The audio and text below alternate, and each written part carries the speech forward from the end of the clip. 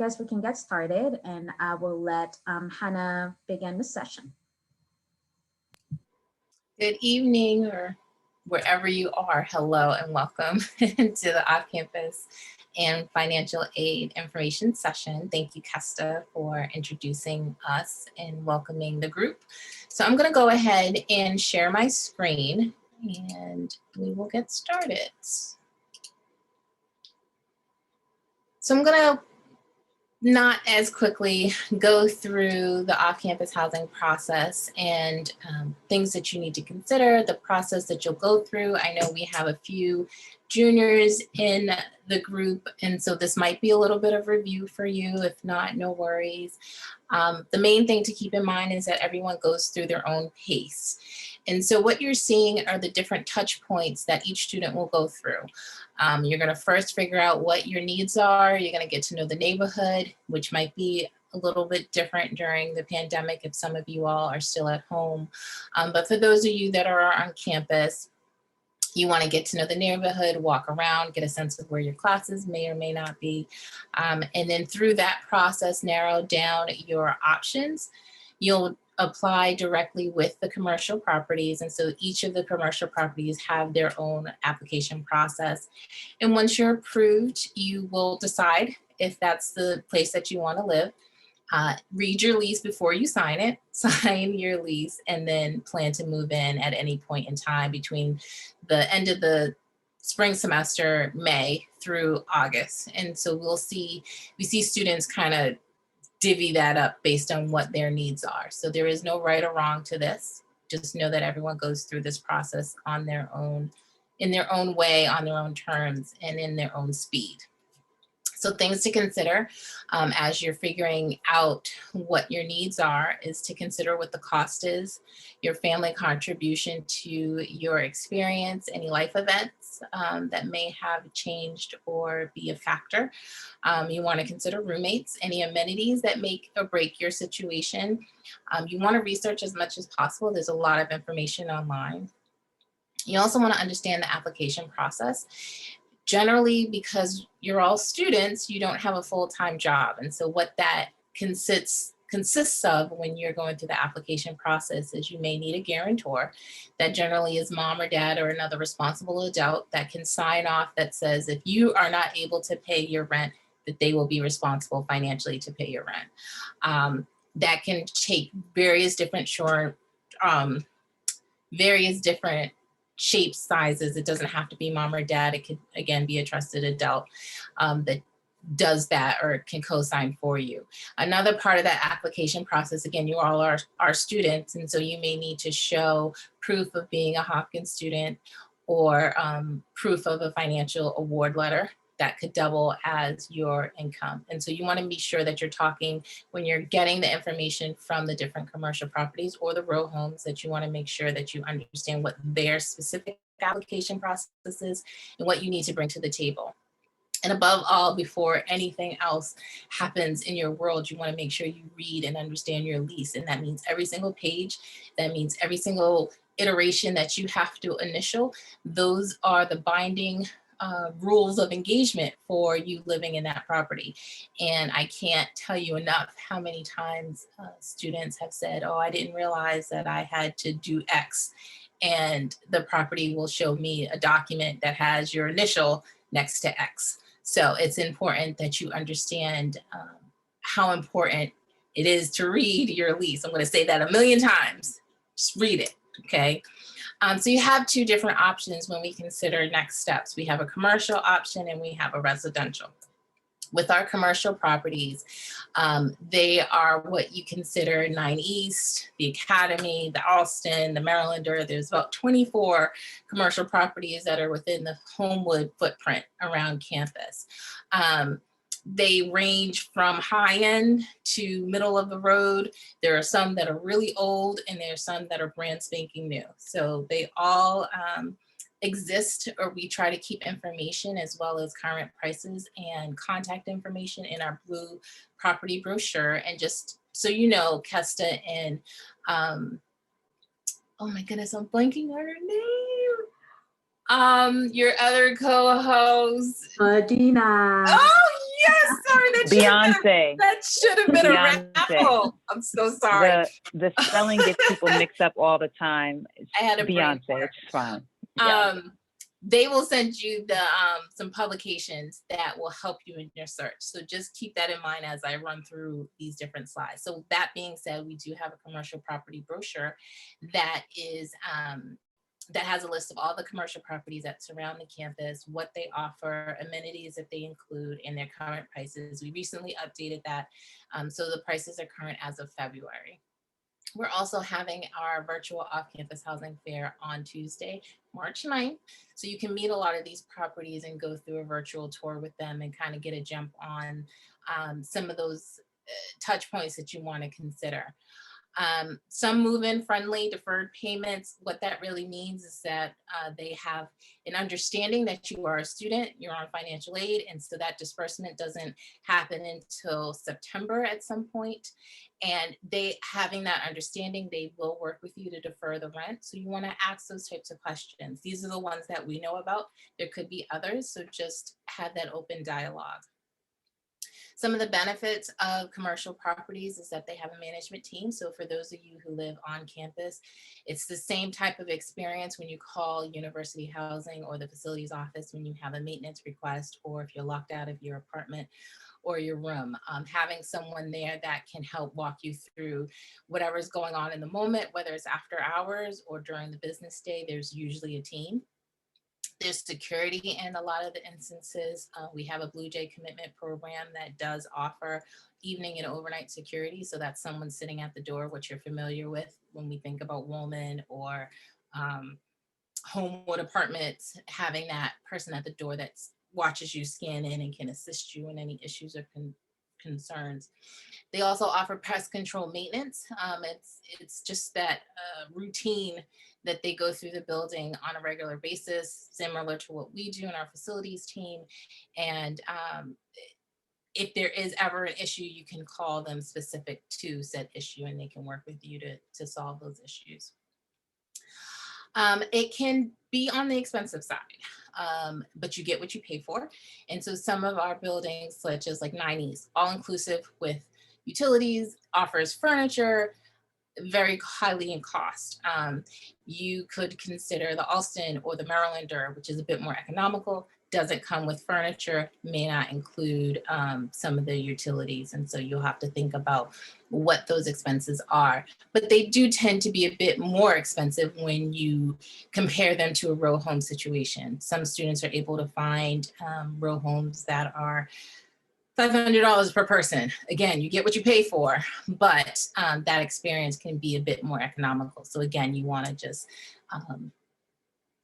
weigh your options as you think through that. So with residential, we do have an off-campus housing database. You log in with your JET ID. All of the properties that are on this database, they have to pay to be on the database. And so that sets us apart a little bit from the Craigslist experience where anyone and their grandmother can post a property, whether they're for real or for fake, just putting it out there. With our database, you have a little bit more control in knowing that the landlords and the properties that are on that site have paid to be in your purview.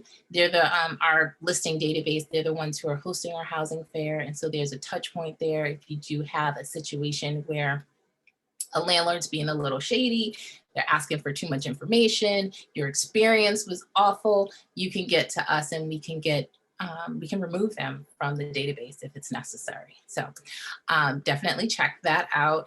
Some of the benefits, you are within the community. Baltimore is awesome and is full of life and has, well, pre and post pandemic, there were festivals and there were farmers markets and there were outdoor movies and all kinds of things, especially in our Homewood Charles Village area. I can't tell you, especially for some of our newbies, our first year students, it was awesome. And so being in a row home, you have neighbors, you have a backyard, you have a front yard, you can do gardening, you can sit on the porch and enjoy a summer evening. Like, it's awesome. They also can accommodate larger larger groups. I use that in quotations. We do see some of the row homes have 4 and 5 students living within them. You want to be careful and make sure that there aren't a covenant or there isn't a neighborhood association rule that says no more than 4 can live in a row home. One way to double check that, you want to make sure everyone's on the lease. So if all 5 of you are listed on that lease, then it's pretty much okay that everything's above board. If your landlord says to you, everyone can sign but John, that's a problem. And so that should be a flag for you. Again, rent can be a bit economical, but you're also maintaining that unit or that apartment or row home independently, right? So you could be renting from a person who lives in California. You could be renting from a management company and the owner has no idea who you are. It varies, and with that also varies the maintenance pieces. So you might have someone you can call if you have a drafty window, you might not. You might have someone you could call if you have a minor pest control issue. You might need to just get a cat. Like those are some of the nuances that when you live in a row home, you're accepting the responsibility that it is, for all intents and purposes, your home and everything within it, barring anything that's underwater or causing you harm to your safety and security, generally fall to you. And I use safety and security loosely because generally, what's that term? Oh my goodness. The security systems generally fall to the tenant. And so you would have to pay for that to be installed, pay for that to be monitored once a month. And so there are a lot that comes with that experience, but there's pros and cons. And so you want to keep that in mind. As you go through this, you want to align your priorities. You want to think about whether or not you need a roommate. That's a cost saving tip. If you know someone and you, when you do share a roommate, you share financial responsibilities. And so a couple of things to know when we think about 90s 33rd or the Academy on Charles, when they do the individual leases, that means that your name and only your name is on your lease, even though your roommate lives with you. The blessing in that, whatever your roommate does not affect you. The curse in that, if your roommate leaves, they're going to fill that space with someone else. So it operates just like a housing, residence hall, room, or an apartment, which can be pretty anxious if the roommates aren't communicating. And so you want to have all of those little itty bitty conversations with your roommates. Think about living with a brother or a sister or an annoying cousin, right? You love them, but you can't get rid of them. And this is the same kind of situation when you think about roommates, right? You may love them, you may care about them, they may be your best friend right now, but when you sign that lease, there is no changing of apartments, there's no changing of rooms. It is what it is. And I have done my best to counsel roommate situations, and oftentimes, at the end of the day, I'm like, listen, stay in your room for the next 4 months and try to get through it. Don't renew and get yourself a 1-bedroom or an efficiency. You also want to communicate with the families involved, because a lot of times your families are contributing to that experience. And I have had a situation where 2 people were living in an apartment together on the same lease, and one student's family wasn't paying, and they both were subject to eviction because if it's one lease, it's one unit, and that means it's one bill. And so no matter who pays that bill or how they pay that bill, it is one amount that's due at the beginning of every month.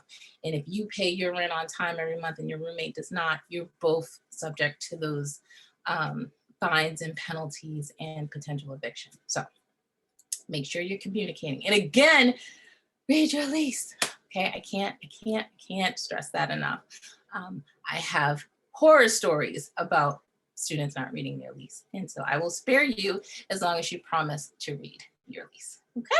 So now I'm going to turn it over to Arista, who's going to walk you through, Aristia, excuse me, who's going to walk you through the financial aid pieces. Great, thank you so much. Everybody has horror stories of living off campus, so we want to definitely save you all from that. I'm here to, again, my name is Aristia Williams, and I'm here to talk a little bit about how financial aid works when you're living off campus. Okay, so how aid is calculated. So we're going to look at your cost of attendance. A lot of times you will may receive your award letter or look online, or you've seen all these things where it's your cost of attendance. And so that's tuition, fees, room, board, books, supplies, personal expenses, transportation, everything. So that's your total cost of attendance. When you complete both your FAFSA and your CSS profile, that gives our financial aid office your family contribution. Once we have that, we can calculate your need. We're very happy here at Johns Hopkins that we meet 100% of your financial need. Of course, that can vary based on your family contribution. It could be the whole thing, or it could be a very small amount. So you really want to pay attention to your need. As this slide says, for the 2020-2021 academic year, we estimate your costs, and that's based on, apartments and other places, working with Hannah in her office, how much it will cost to live in Baltimore for 9 months. And we say it's around $12,820, but approximately $1,424 a month. So again, like I was saying, your cost of attendance, tuition, fees, living expenses, books and supplies, and travel. As you can see, the cost of attendance is varied. We have on campus, those of you who may be freshmen or sophomore, maybe last year, lived on campus. So you'll see that the cost of attendance for living on campus is a lot higher than living with relatives, or assuming maybe your parents didn't charge you rent. Maybe they were mad that you were back home. Oh my God, didn't charge you rent. But to live off campus, people are somewhat surprised to see that your cost of attendance for living off campus is lower than your cost of attendance for living on campus. So that is surprising to a lot of students and parents.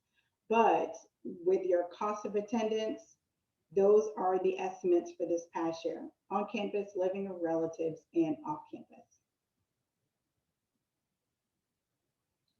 So that cost of attendance, as we said, you have that, and then your family contribution, and then we come up with your financial need.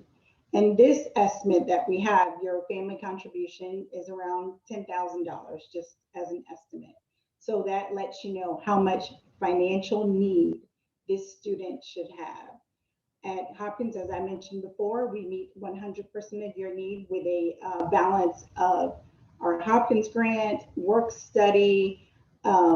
It could also be if you receive any federal aid, if you get a Pell Grant, if your family contribution is lower, you might get a Pell Grant or another supplemental grant, or even your state grant that you may have. Those will all eat into that financial need. So, like I said, you have work study. So with off campus, since that's what we're talking about, you have your financial need based on that total cost of attendance minus your family contribution. There's JHU billed cost. For those of you who lived on campus, Hopkins billed you directly for your meal plan and for your residence hall. When you're living off campus, you're not billed directly from Johns Hopkins. So that cost is not associated with that off-campus cost of living in direct bill. So we still consider your need, and we provide you with grant aid. And a lot of times with living on campus, your direct bill, you may have a balance that's due, and you might not receive a refund. But once again, that's when you work with a financial aid office and we can help you.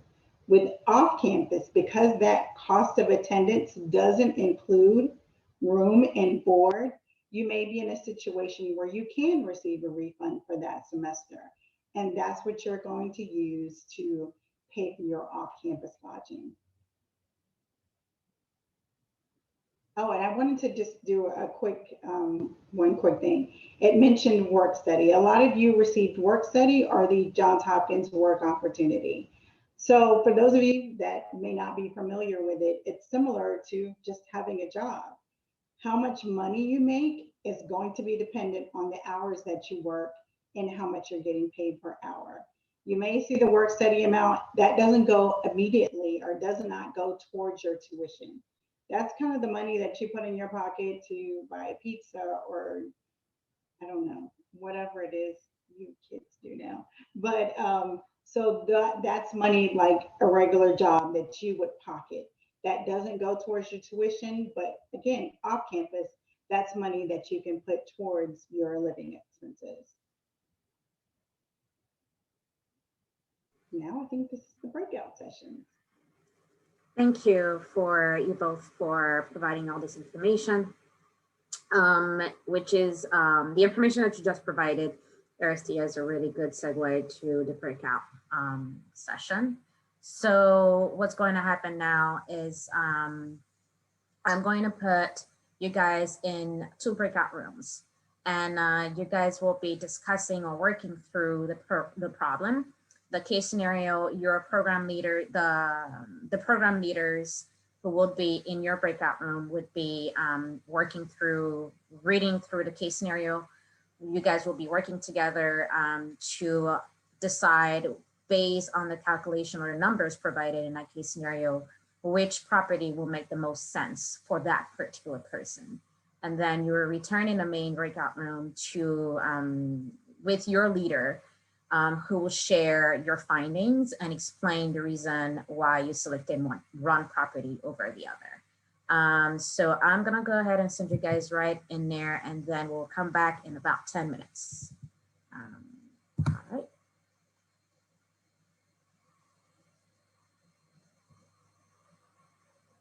The rooms are now open.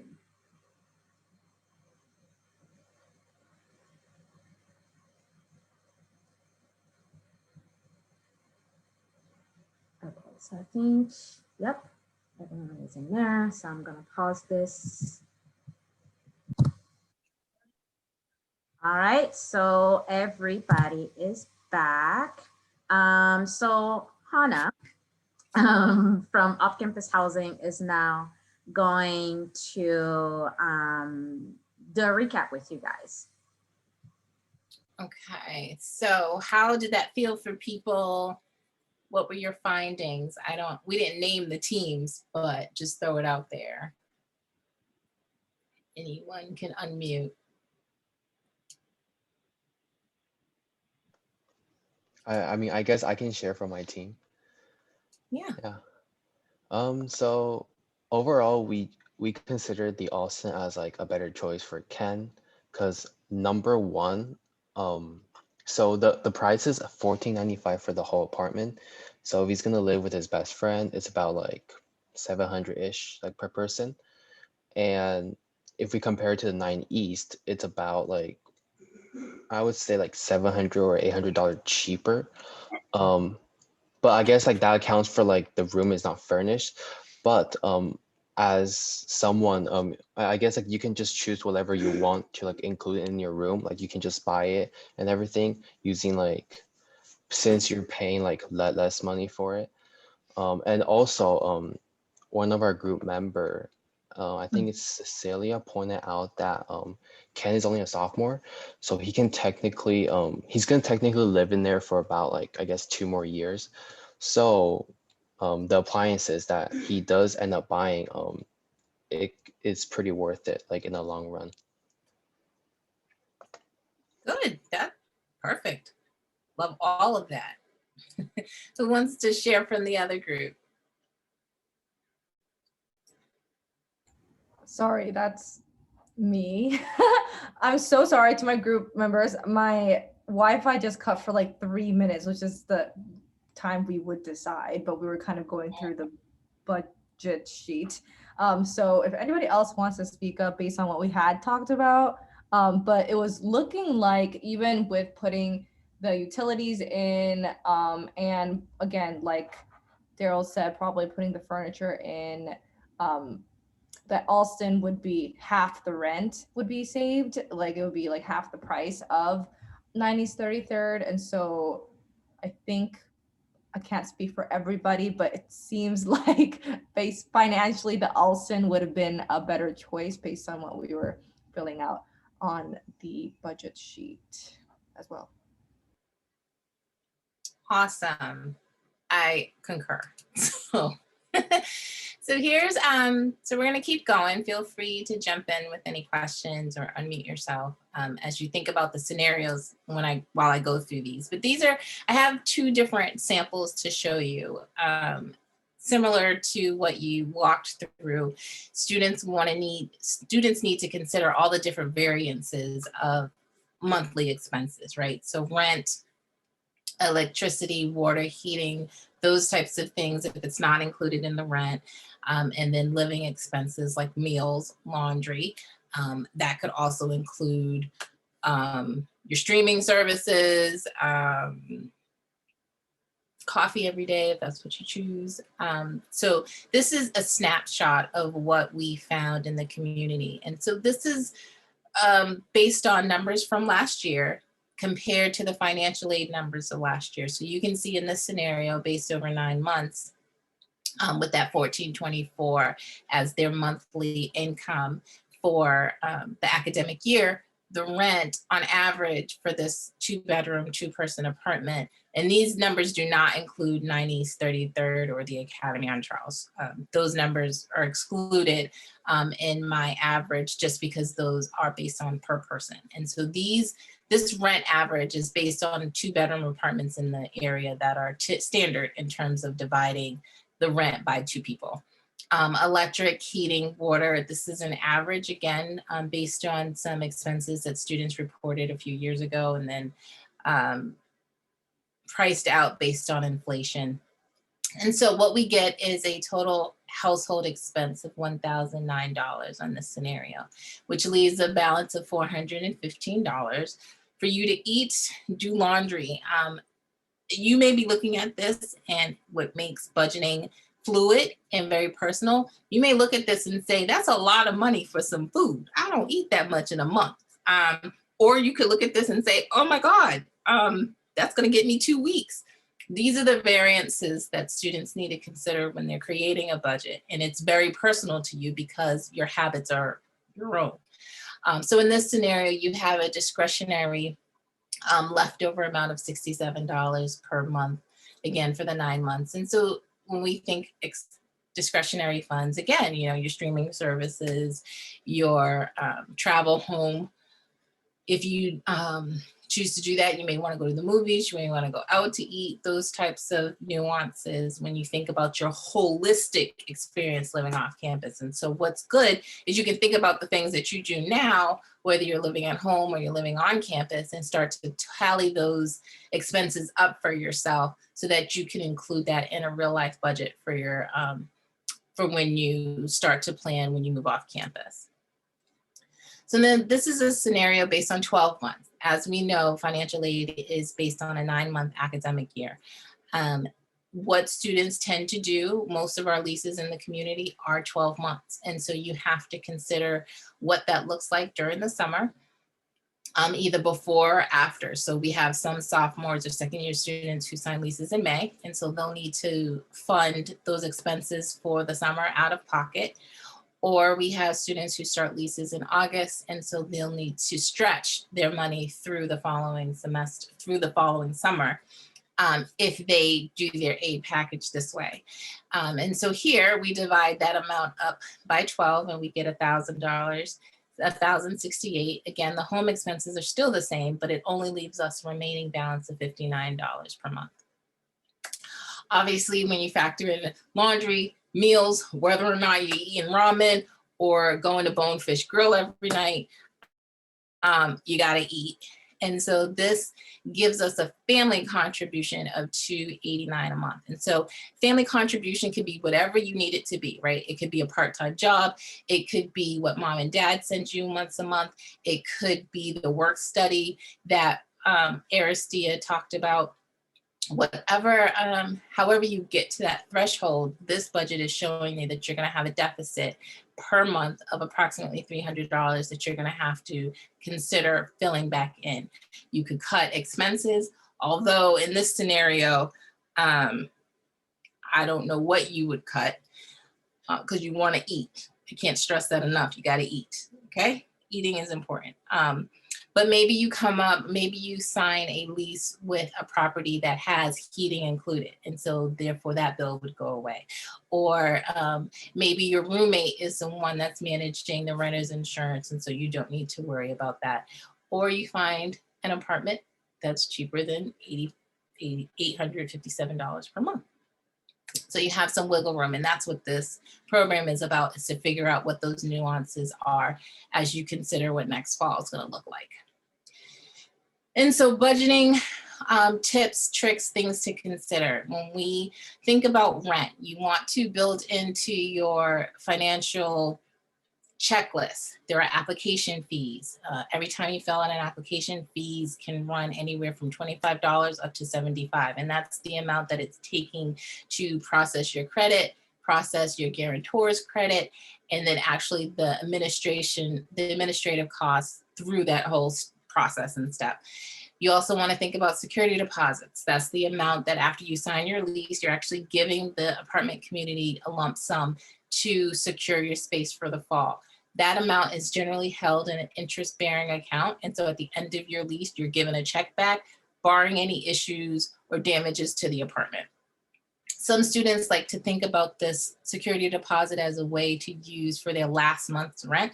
It cannot be used as last month's rent unless that's agreed upon in advance with the landlord. Commercial properties generally don't do that. So it's money. Just think about it in an account that you can't touch until after you graduate.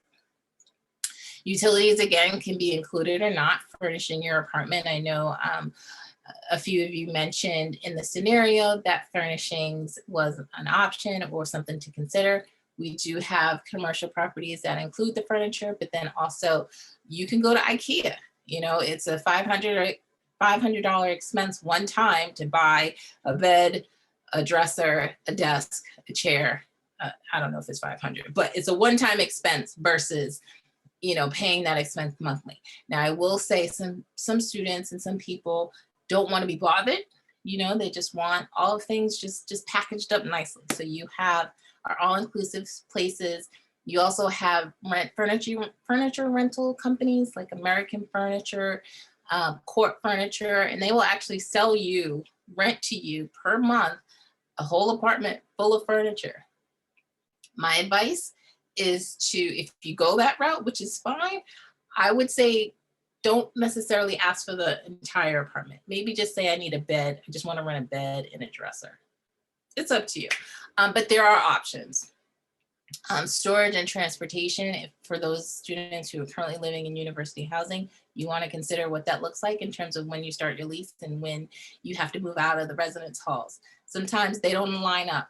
And so you'll have to consider what storage looks like if you live, let's say you live in California or you live in Arizona. Do you want to take all your things home and then bring them all back?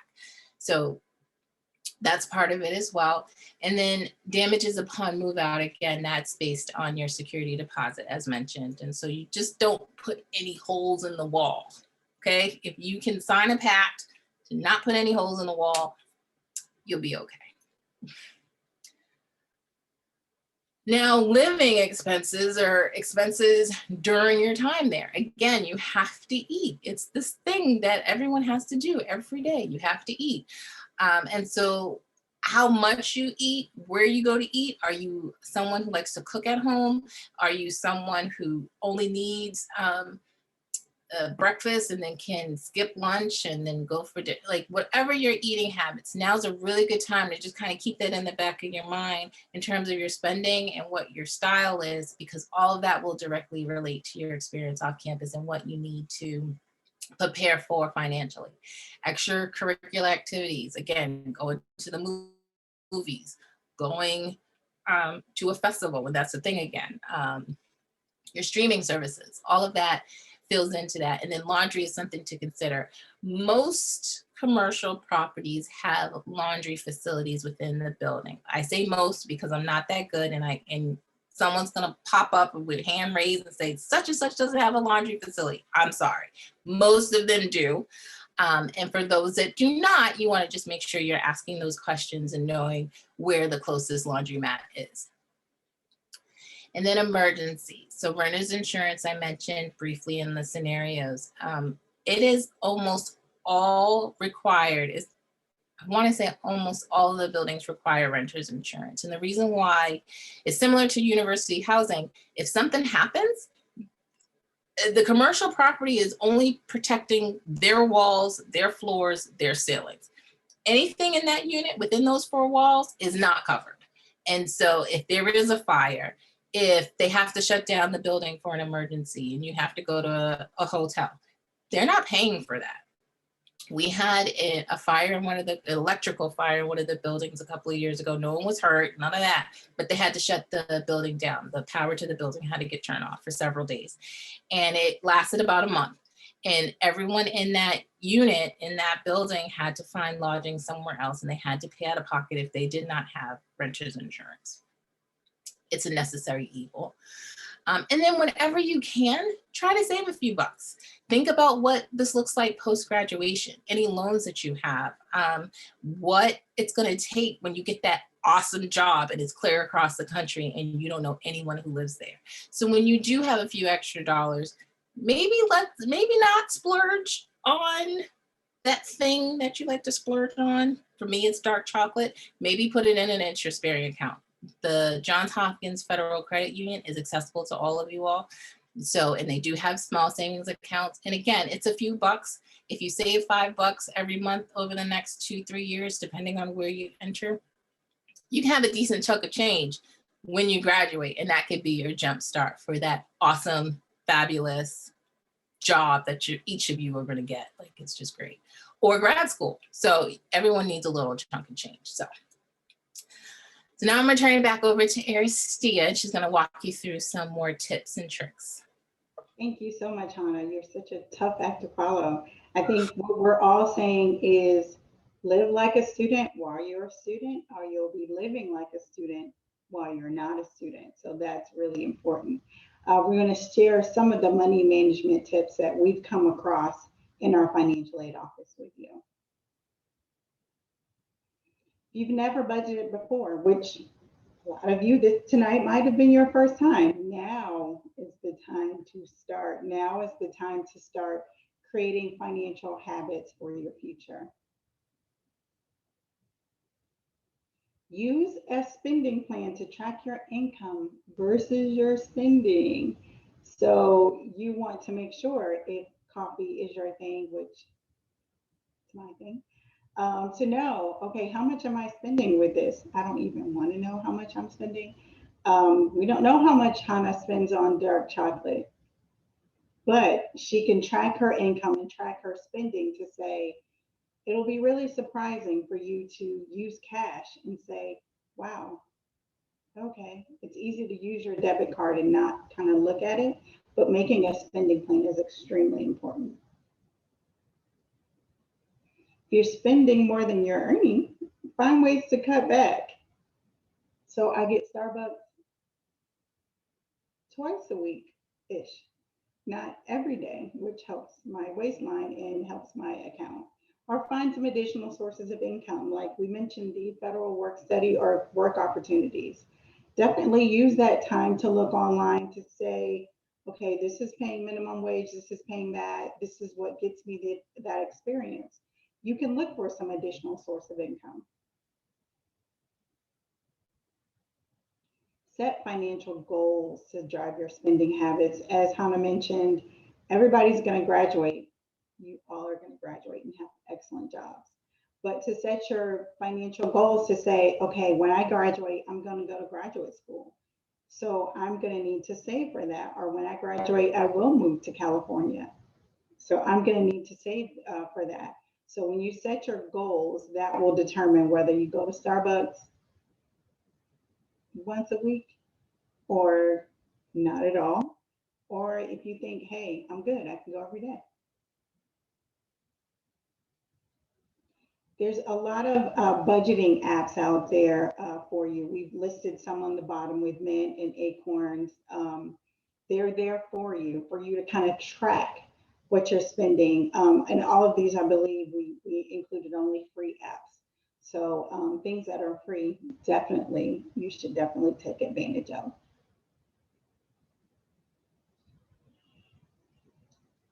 There's frequently asked questions. When should I get started?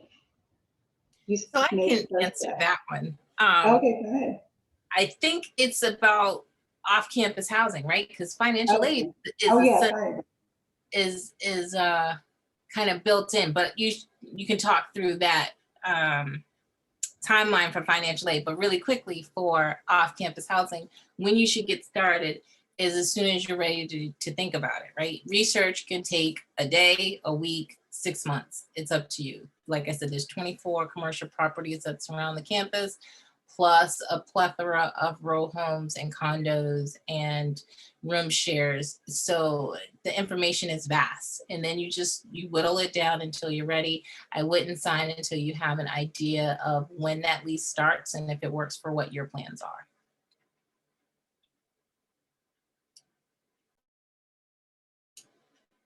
Oh, yeah, you can keep going. Good, you're right. If financial aid covers my dorm right now, will it cover my off-campus housing next year, even though it doesn't appear on the JHU bill? So with that slide that we shared earlier, sometimes it will, sometimes it may not. I've had several conversations with students that are like, okay, well, I have an apartment. I need financial aid. Okay, so let's not be in the $3,000 a month or the $2,500 a month apartment. You see that we based your off-campus living on 1424. So that's your rent, your utilities, your sewage, your insurance, and also how much you eat, your bills. So you want to make sure that you take advantage of looking at your financial aid award letter and kind of extrapolating out to know how much you can truly afford. How does financial aid work when I move off campus? How do I pay my rent? Well, I think the great thing is you have the wonderful off-campus housing office who can show you what all of your options are. But like we said, when you live in a residence hall, you're directly billed. You're going to be responsible for that bill with off-campus housing, whether it's monthly or some of the other options where they allow you to pay a bulk amount based on installments. So you are completely responsible for paying your rent once you move off campus. And just to add to that, rent is due on the first of every month. When we think about the all-inclusive student model buildings, the Academy, the 90s, 33rd, and the Social North Charles, they're also moving to that student housing model. Rent is an installment. They charge you $20,000 a month to live there from the middle of August through the end of July, period, point blank. How you want to pay that? $2,000 not a month. You said a month. It's going to scare everyone on the call. No. Yeah, it's a lump sum. How about that? It's a lump sum for your housing from the middle of August through the end of July. Think about university housing. And so in university housing, you pay that semesterly, right? You pay your bill in September or August, and then you pay it again in January. I could be off by a couple weeks. You will have that option in these specific buildings, or you could pay it monthly, you can pay it quarterly, you can pay it semesterly, you can pay it in a lump sum. It is up to you, but it is not to be confused with a monthly rent. Most of the other properties will charge you a prorated amount based on when you move in to the first of the month, and then they charge you monthly. At the beginning of every month, you have to pay your rent. If you are more than 5 days late, it's considered you get charged with, you get a late fee. If you're more than 5 days late, roughly 3 to 5, you get charged a late fee. After 30 days, they can start the eviction process, which generally takes anywhere from 45 to 60 days. And if it gets all the way to the courtroom and the judge says you still haven't paid, you're out, they will put your things on the street corner. Now, I do not want to scare you, and I am sorry for being dramatic, but it's so real and it's so true. And you all are stepping into a form of adulting before most of your cohorts across the country, right? Off-campus housing is one of those things that most students prepare to do post-graduation. And so we're giving you these tips, these tricks, these tools, so that you are better prepared come post-graduation, because we're all here to help support you through this process. And so we don't want you to be scared of it. We want you to be supported and have the realities of it. So next. Do I need to do work study if I'm eligible for it to pay rent? That's all going to be based on your budget. You may want to use work study as an option. It's a great option where you get to know a little bit more about campus, you can meet people, but your work study and your position when you do work study or your work opportunity, that's going to be that extra money. That's going to be, Starbucks twice a week or something like that. You don't have to use work study. We do encourage it, but that's, it's a personal decision. Some of you may be used to having a job when you transition to Hopkins. If that's something that you can, of course, you're a student first. If you're able to do that, then it's a wonderful option for students to have. What is the most challenging financial aspect about living off campus? Hannah, you can help me with this too. I guess it would be, it's on you. It's on you. It's not direct billed. It's not going to be something that, your family can handle or that you'll have to make that sacrifice. I shared with the group how my first year of college, I was just, budgeting. That's something that grown-ups do. And I was really good. I was living great for like 3 months, but it's a 4-month semester. So things slowed down significantly, but it was a huge budgeting lesson. Like, okay, so we need to make this stretch a little bit further. So fall is a 4-month semester, spring is a 5-month semester. So you may budget great for 4 months, but remember, spring is 4 months, it's 5 months. So that's when you really look at all of these things where you say, okay, this is how much I make, this is how much I'm gonna have, this is what I'm gonna do. So that can be a challenge for you, but you have a support system here at Johns Hopkins, and you're very fortunate. And just to add to that, one of the main things that I see in my office are those unexpected expenses. Energy, for instance, like I was just talking to my daughter about this. My energy bill over the summer is less than $100, $80, $70. And my last month's bill was almost $300. And so that's what gets students almost every year when the weather changes and it goes from, and not even so much AC, because you guys move in August, so you don't even really pump it too much in August and September. So generally you're not spending a lot, but when it goes to winter and below freezing and you turn on that heat for the first time and you get, that's usually the shock to everyone's system, like whole. So just prepare for those emergency nuances. You don't know exactly what they're going to be in your current living situation or wherever you choose to live. You're not going to be sure. So I would be more reserved your first year out the gate. And then your second year, you'll know how to move and can maybe spread your wings a little bit and have Starbucks 3 times a week. I won't even tell you what my Starbucks bill is, but it's, So, share that information. But I don't eat chocolate, so. I get the mochas. Yeah, me too. Okay. So some insights that we've had from fellow students that we've seen. Make sure your roommates are aware of any budget constraints so they don't have to live in an expensive apartment that you would have to back out of.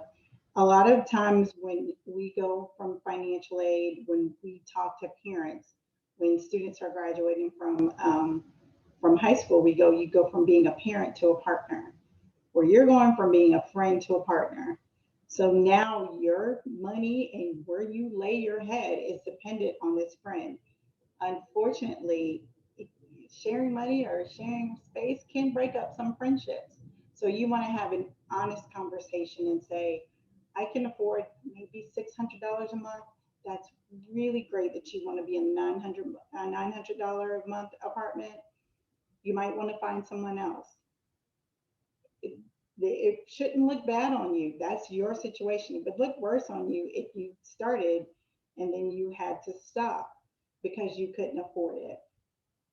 Agree on furniture for apartments before you buying things, because you're going to have to split the cost of everything. And agree that whoever pays for it now can keep that and save money from selling it later. So for those of you who are sophomores and maybe transitioning to your junior year where you're off campus, now or actually later in the semester is a good time to look at a lot of the message boards. You may find seniors or other people who are moving and they're not leaving that bed or that couch or that whatever back to Florida or Georgia or wherever. You want to see, okay, well, let me see, how much are you charging for that? Okay, I'll give you $75. Now's the time to look and then decide with your roommates, okay, I'm keeping the bed. I'm not, actually, you can have the bed, but I'm going to keep the couch, and really look at that. There's a Facebook group, Free and for Sale. Mm. I believe it's still working. It's only open to affiliates and students, and there's a lot of, it's like a marketplace, and students post on that. So I would double check that too before you go out and purchase. Yeah, definitely. Estimate how much money you'll spend on food, including splurges, like going out with friends, and then subtract that from the total off-campus living estimate so you know how much you can reasonably spend on rent and utilities. And I will say, whatever your estimate is, not double it, but add a good amount to it. Because you may decide, oh, no, I'm going to go out with my friends. I drink water. I'll get an appetizer. I won't eat, but you will. And you might. And so your budget may not include those splurges. When I was younger, our budgeting, I would have to put like a little miscellaneous part because things come up. If your friends may want to go to DC a couple of weekends, well, you got to build in that Metro card or the light rail or however else you're going to get there, or gas. So that's something to remember. Remember that there may be unexpected expenses like a higher electricity bill during a hot month. So that's something that is really, really important, that you may not know what you need to do. All right. So now it's your turn. Yeah, to ask any questions. Oh, and I'm sorry, some of the resources for financial aid, of course. You could submit a case to communicate with your counselor. If you are finding that you're moving off campus and it's reasonable, the amount of rent that you're paying, and that's not in your cost of attendance, you could definitely communicate with your financial aid officer. And you can always talk to us if you're having, you figure out your budget and you're trying to figure out options within that budget, you can certainly reach out to us. We're here as well and can help you navigate some of those nuances and hidden fees and stuff like that. So. Does anyone have any questions? Just go ahead and unmute. I have a question. Yes. So I know that you guys provided like the amount that utilities and stuff cost based on what you guys see, but is there a way we can get that from like the apartments we visit if they don't include utilities? Like I know sometimes, at least when my parents were like house shopping, they say like how much is the water bill like in this area usually, and they were able to give them a number. Is there a way we can get that? It's dependent on the building. Some of the buildings can offer you an estimation, others not so much. Generally, you can also talk to other students who may be living there or living in the area. Yeah, that's probably the best. That's probably honestly the best. The numbers that I showed you were based on, I want to say the student lived in an apartment that none of it was included, and that was what her and her roommate spent. So that was split. Thank you. That was a great question. Yeah. I never thought to ask that. And I do want to mention, Ariana, one of the forums that I'll be send it to you guys. Also do have this brochure with a list of things are included in the monthly lease. I mean, in a lease, but in your monthly rent. So you can check that out as well. And then, you know, some people's website have their information, information on there too. Hi, I just want to jump in real quick. If you want to get in contact with like an upperclassman who's like also in the Fly Network, please reach out to Kesta or like me or like Abigail. Like we have people in the Fly Network, also Fly program leaders. I just want to plug, I'm a senior and I went through all that without knowing and having the resources of Fly Network. And again, if you have any questions or anything, I'm sure me or any other like upperclassmen would be so willing to like answer your questions from like a student perspective. So just want to let everybody know. That's great. That's awesome. That's a wonderful resource.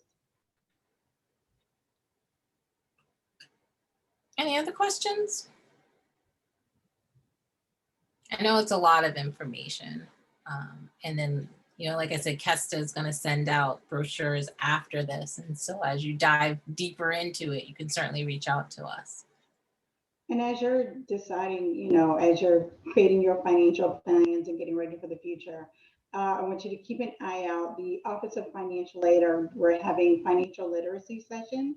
So we had one on taxes, and I think the next one is investing in wealth building. So you all will have fabulous jobs because you'll be graduates of Johns Hopkins. So you want to start thinking about your future today, not waiting until